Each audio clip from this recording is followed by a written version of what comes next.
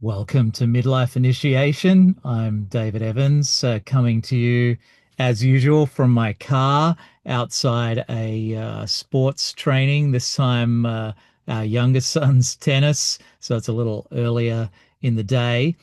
And we're going to do something a little different today. So last time I covered the Genius Mask, a mask of superiority.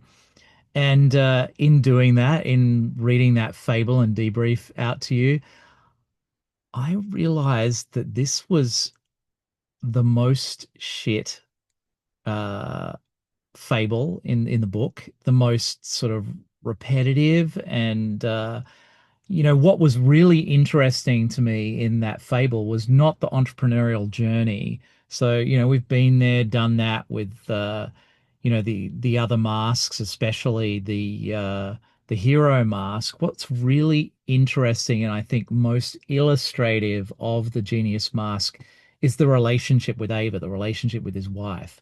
And so I rewrote from when they met onward, and I'm going to read you the rewrite from there. Would love your thoughts. This is very different to the other masks and very different to the original version. So let's see how we go, huh? Okay. So this is the Genius Controls reality, a genius fable told by Jonas, and we're going to pick it up at MIT. That's where I met Ava. Not in class, at a student-run design tech event I was helping judge. She was there installing a sculpture piece for the opening, a huge suspended structure made of wire, resin, cloth, and light. It looked like a nervous system floating in the air. I asked her what it was supposed to be. She said, "I don't know yet." I remember feeling irritated immediately. I said, "Then how do you know if it's working?" She smiled and kept adjusting a strand of copper wire. "I can feel when it's not telling the truth." I stood there for a long moment, waiting for the real answer. That was the real answer. She was studying sculpture. I was studying computer science. She worked with clay, light, texture, intuition. I worked with models, logic, and code. She was nonlinear. I was almost aggressively linear. And I was fascinated by her.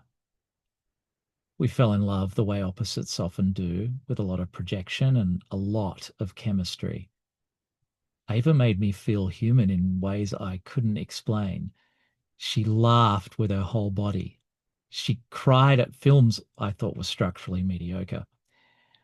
She touched trees when we walked, and she took forever to choose vegetables at the market because she wanted the ones that wanted to come home with us.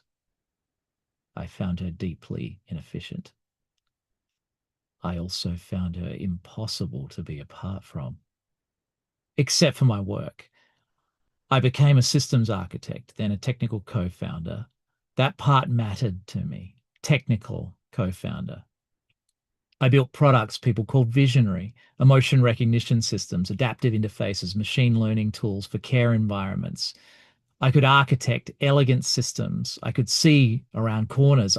I could tell you exactly why a product would fail, exactly how to restructure a model to make it scale. What I couldn't do was lead people. I wasn't delusional about that. I didn't need to be the CEO. I didn't need the title.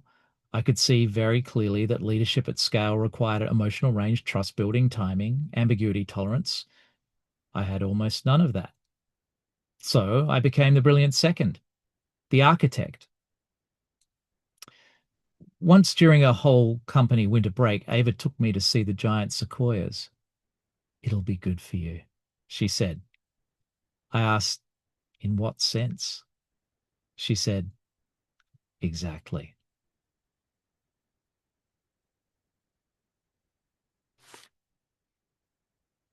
We drove up before dawn.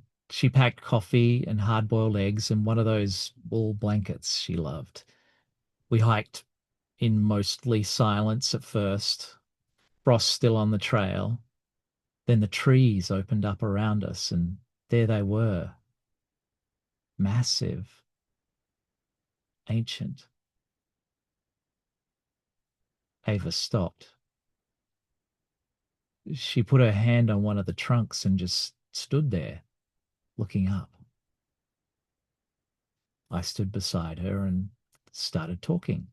I told her how sequoias reproduce, how their cones require heat to open, how tannins and bark thickness protect them from fire, how shallow their root systems and are despite their height, how they survive through networked root systems, how fungal communication works in forest ecologies, how technically mother tree theory is sometimes overstated in pop science. At one point, I looked over and saw tears on her face. I assumed I'd moved her with the interdependence piece. So I kept going. I started explaining hydraulic lift. Finally, she turned and said very quietly, Jonas, can you stop? I stopped. She looked at me, not angry, just sad. I brought you here to be with me, not to give a lecture. Okay, I said, nodding. Will you try saying that using nonviolent communication? She stared at me. I kept going. So I can understand what's really going on for you. Observation, feeling, need, request. She blinked like she wasn't sure she'd heard me correctly. I softened my voice. Something like, when you kept explaining the trees, I felt lonely because I wanted connection. Would you be willing just to stand here with me? She looked at me for a long moment. Then she said, Jonas, do you hear yourself? I remember the exact sentence that came into my mind. But sharing what I know is me being with you. I said some version of that out loud. She nodded, like she'd heard it before. Yes, she said. Then she walked ahead on the trail, and I stood there beside a 3,000-year-old tree, flooded with information and utterly frozen. Over the years, Ava and I had many iterations of that moment. She would bring me a feeling. I would bring her a framework. She would bring me a wound. I would bring her an insight. She would ask for contact. I would offer analysis. And because I wasn't cruel, because I wasn't shouting, because I wasn't obviously defensive, I told myself that I was the one who was good at conflict, the reasonable one, the regulated one, the one trying to help. Underneath that calm was something I couldn't see then. I needed to be the one who understood reality best. If Ava was hurt and I didn't know what to do with the hurt, I could restore order by becoming superior to it, by explaining it, by diagnosing it, by stepping above it. The night of the end started small. A gallery had passed on Ava's latest show. She was devastated. We were in the kitchen. She was talking fast, voice shaking, opening and closing drawers while she spoke. I was making tea.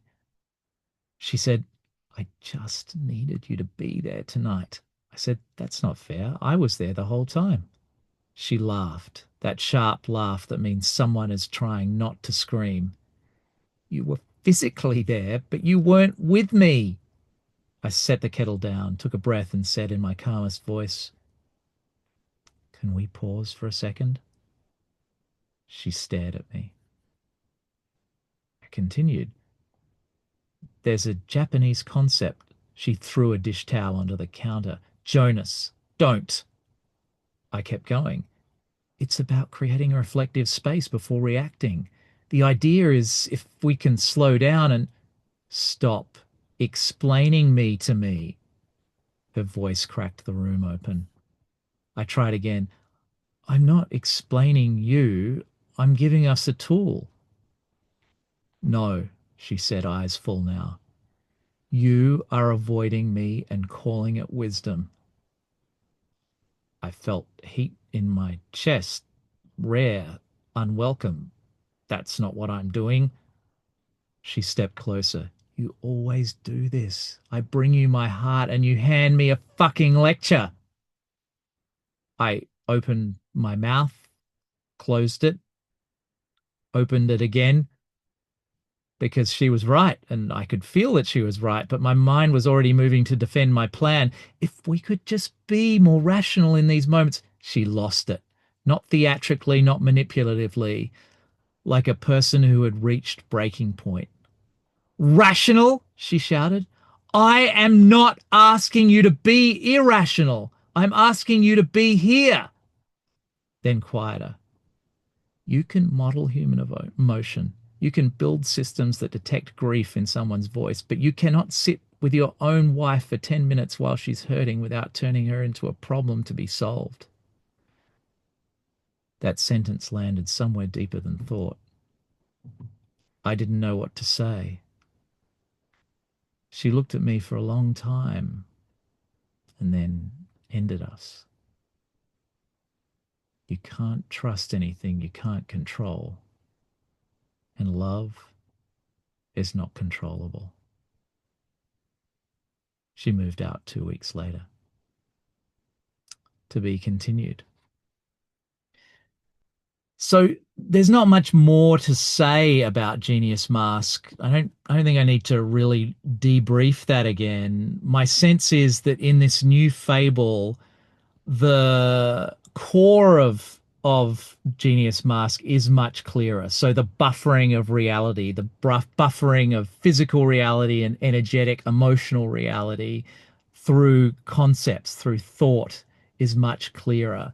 And so yeah, that's why I focused on the relationship. I'd love to hear your thoughts. I'd love to hear your feedback. And ultimately this buffering of reality, this may even be the core of the suffering that is the human condition. Our endless labeling, categorizing, and separating out, parsing out of reality. And it's certainly a seed or the start of the slide into all of the other masks, all of the other egoic patterns covered in this book. So more to come on this next as we move on from the three masks of superiority to the three masks of inferiority.